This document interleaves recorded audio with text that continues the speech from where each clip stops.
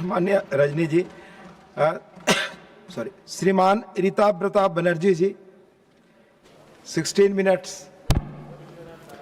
ধন্যবাদ deputy chairman sir. মাননীয় রাষ্ট্রপতির অভিভাষণের ওপর আমার পার্টি অল ইন্ডিয়া তৃণমূল কংগ্রেসের পক্ষ থেকে বক্তব্য রাখতে উঠে আমি প্রথমেই উল্লেখ করতে চাই যে পৃথিবীর বৃহত্তম গণতন্ত্রে আমরা রয়েছি এবং আমাদের এই গণতান্ত্রিক ব্যবস্থার শিকড় বহু প্রাচীন, মানে 6th সেঞ্চুরি থেকে 4th সেঞ্চুরি বিফোর ক্রাইস্ট বিসিইতে যখন আমাদের দেশে ষোড়শ মহাজনপদ 16 মহাজনপদ, সেই ষোড়শ মহাজনপদের মধ্যে এমন মহাজনপদও ছিল ব্রিজি এবং মল্ল, যেখানে যারা শাসন করতেন সেগুলো প্রজাতন্ত্র হিসেবে, সাধারণতন্ত্র হিসেবে ফাংশন করত।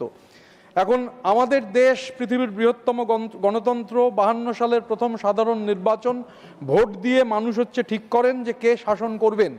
কিন্তু দুর্ভাগ্যজনকভাবে এমন একটা পরিস্থিতি তৈরি হয়েছে যখন শাসক ঠিক করে দিতে চাইছেন যে কে ভোট দেবেন আর কে ভোট দেবেন না।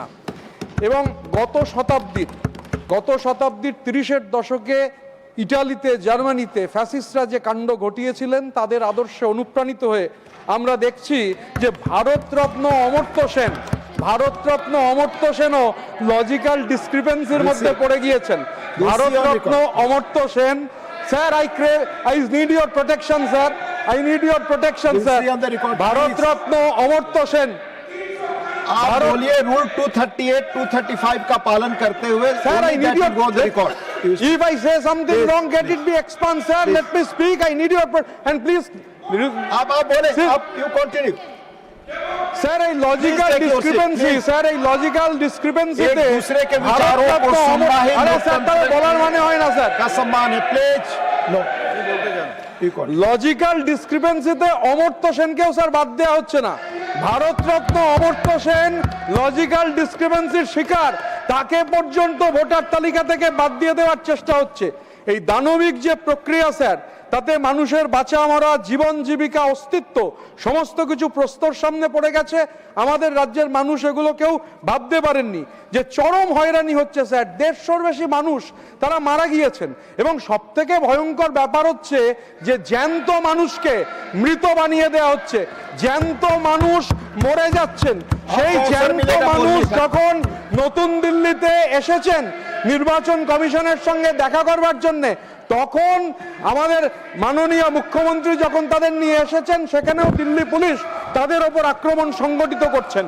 2021 সালে আমাদের রাজ্যে স্যার বিজেপির অপমানজনক পরাজয়ের পর থেকে তারা হঠাৎ করেই বাংলা থেকে নিখোঁজ হয়ে যায়।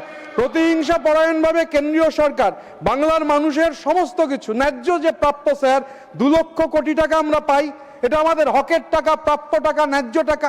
এই টাকা আটকে রয়েছে স্যার 52,000 কোটি টাকা, 100 দিনের টাকা বাকি রয়েছে 43,000 কোটি টাকার বেশি, বিপর্যয় মোকাবিলার টাকা 19,000 কোটি টাকা, সমগ্র শিক্ষা অভিযানের টাকা 2,500 কোটি টাকা, জল জীবন মিশনের টাকা। এখন স্যার মাননীয় রাষ্ট্রপতি তিনি বক্তব্য রাখতে গিয়ে বন্দে ভারতের কথা বলেছেন। বাংলা থেকে, হাওড়া থেকে কামাখ্যা অবধি বন্দে ভারত যাবে। আমরা খুব আনন্দ পেয়েছিলাম। হঠাৎ করে একজন বললেন যে টিকিট কাটতে গিয়ে সেখানে খাবারের যে অপশন রয়েছে সেখানে শুধু নিরামিষ অপশন দেখাচ্ছে। আমাদের রাজ্যে স্যার বাংলার মাটিতে 98.7% মানুষ, 98.7% মানুষ তারা হচ্ছে আমিষাশী, তারা নন ভেজিটেরিয়ান। আর আসামে যেখানে যাচ্ছে ট্রেন বাংলা থেকে আসাম পর্যন্ত, সেখানে 78.6%, 78.6% মানুষ তারা হচ্ছেন আমিষাশী। এই দুটো রাজ্য, যে রাজ্যগুলোর মধ্যে ট্রেন চলবে, সেখানে কি সরকার ঠিক করে দিতে পারেন যে মানুষ কি খাবে কি খাবে না? সাধারণতন্ত্র দিবসে মানুষের খাদ্যাভ্যাসে থাবা বসাতে একটা রাজ্যে স্যার নির্দেশনামা জারি করা হয়েছিল একটা জেলায় যে আমিষ খাবার খাওয়া যাবে না। এই কে কি খাবে, কে কি পড়বে, কে কি ভাষায় কথা বলবে, এগুলো হচ্ছে আধিপত্যবাদ, ফ্যাসিবাদ, এগুলো কায়েম করার চেষ্টা চলছে। স্যার মাননীয় রাষ্ট্রপতির অভিভাষণে লেবার কোডের কথা রয়েছে। আমাদের দেশে 52 সালের পরবর্তী সময়ে শ্রমিক স্বার্থবাহী যে লেবার আইনগুলো, শ্রম আইনগুলো তৈরি হয়েছিল, সেই শ্রম আইনগুলো 29টা শ্রম আইনকে বাতিল করে দিয়ে 4টে লেবার কোড চালু হয়েছে। এবার লেবার এটা কেন্দ্রীয় তালিকাতেও নেই স্যার, রাজ্য তালিকাতেও নেই, যুগ্ম তালিকায় রয়েছে। আমাদের রাজ্যের বিরোধিতা করেছে, তামিলনাড়ু একটা কোডের বিরোধিতা করেছে, অথচ গায়ের জোরে এটাকে চালু করার ব্যবস্থা হয়েছে। National floor level minimum wedge sir 176 টাকা, জুন মাস 2017-তে শেষ, এটা রিভাইজ হয়েছিল 176 টাকা। সরকারকে কে বারণ করেছে? রিভাইজ করতে তো সরকারকে কেউ বারণ করেনি, অথচ এই টাকা স্যার রিভাইজ হয়নি। ইন্ডিয়ান লেবার কনফারেন্স স্যার 10 বছর ধরে হয় না। ইন্ডিয়ান লেবার কনফারেন্স করবার ক্ষেত্রে কোনো ধরনের কোনো উদ্যোগ নেই, উল্টো দিকে শ্রমিকের অধিকার কেড়ে নেওয়ার চেষ্টা হচ্ছে। প্রভিডেন্ট ফান্ড, শ্রমিকের অংশ কাটা হয়, এমপ্লয়িজের অংশ, এমপ্লয়ারের অংশ।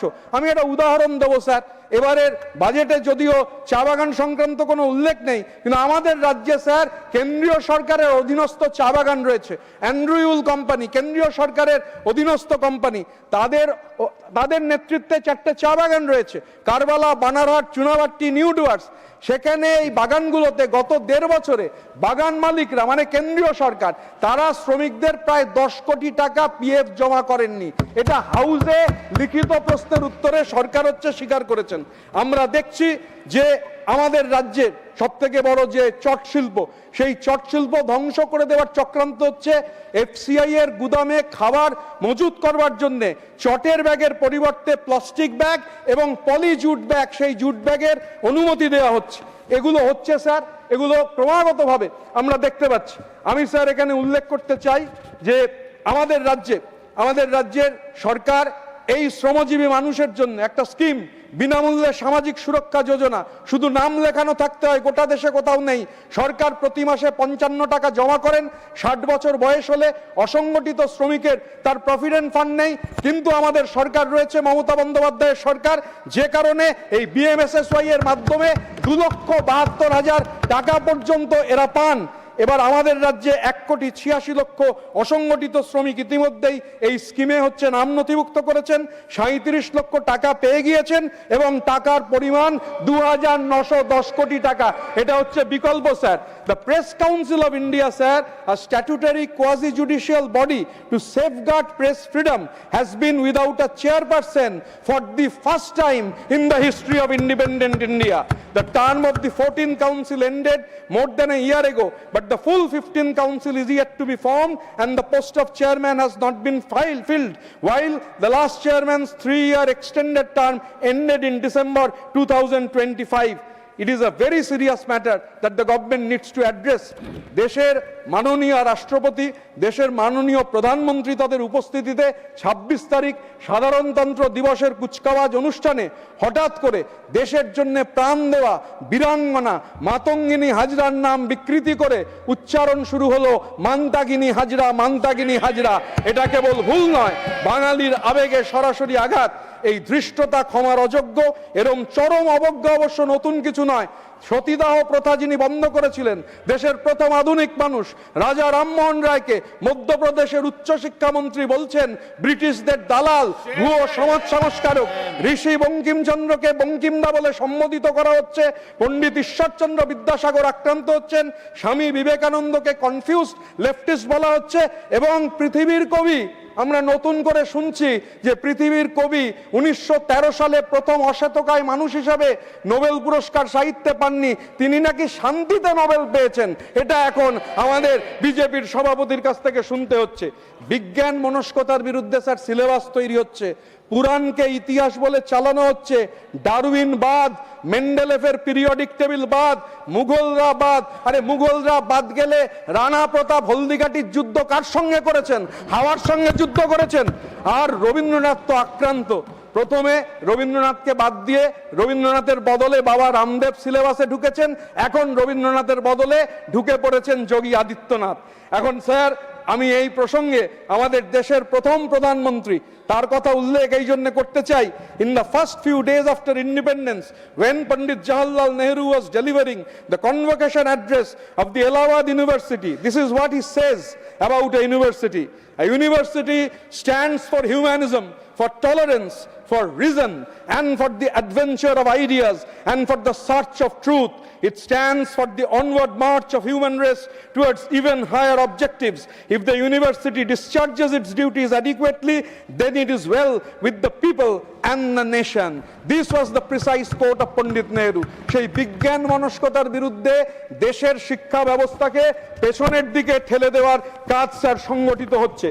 Sir, the Honorable President spoke of our foreign policy, amplifying the voice of the global South. Yet, where is the high moral purpose that has always marked the international outlook of our republic? India has abstained from voting on the Gaza ceasefire 4 times in 3 years in the face of an unimaginable human tragedy unfolding in the Gaza Strip. In the South Asian neighborhood, we are seeing anti-India sentiments rising in Bangladesh. Maldives saw an India quit campaign, geopolitical shifts in the outlook for countries like Sri Lanka. Hammantota port Chin প্রায় কবজা করে নিয়েছে।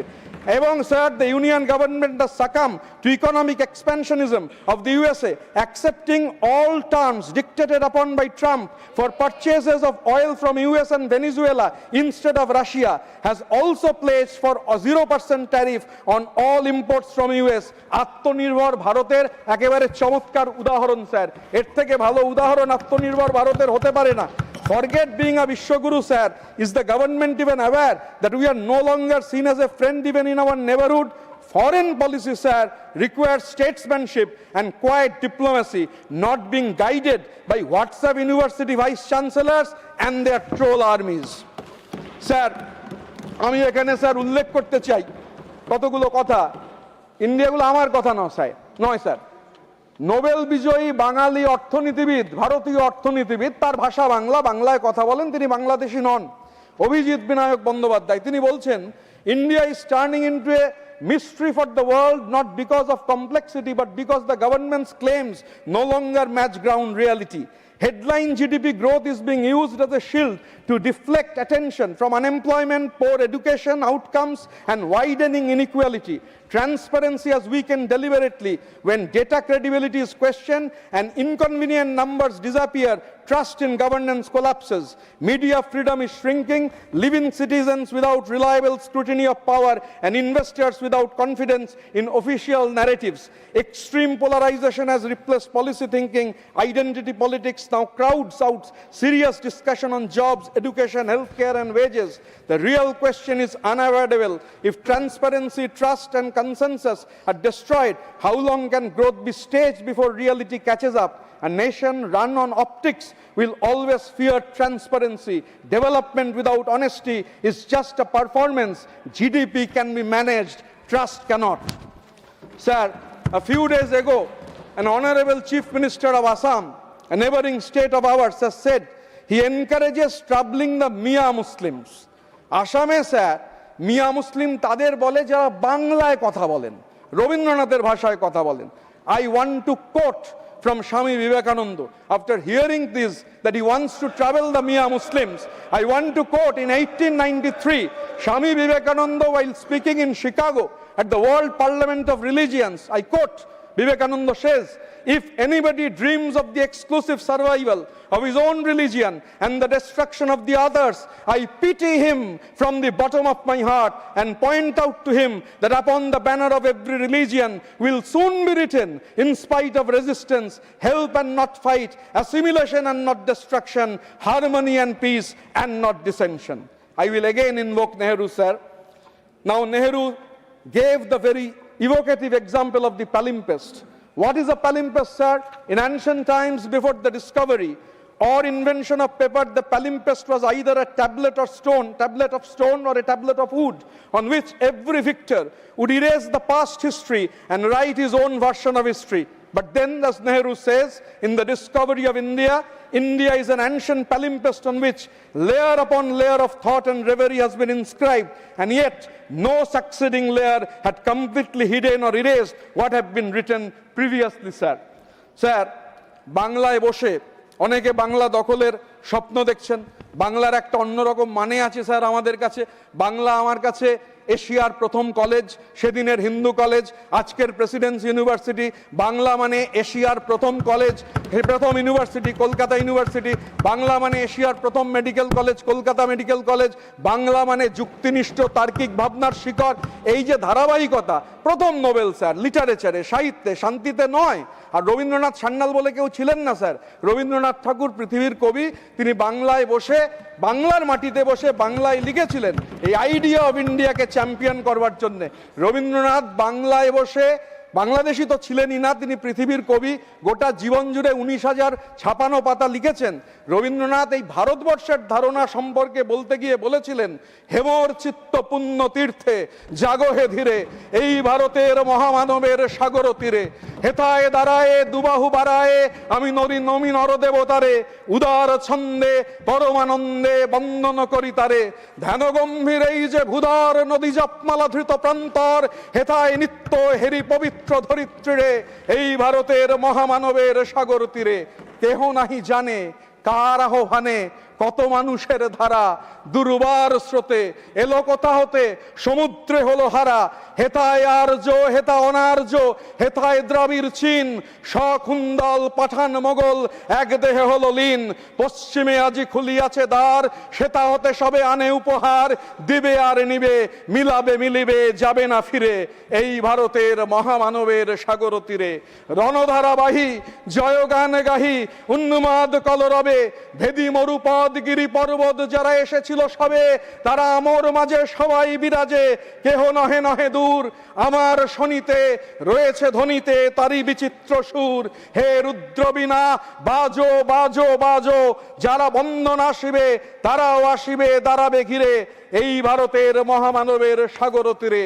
দুঃসহ ব্যথা হয়ে অবসান, জন্ম লোভিবে কি বিশাল প্রাণ, পোহায় রজনী জাগিছে জননী বিপুল নীরে, এই ভারতের মহামানবের সাগর তীরে।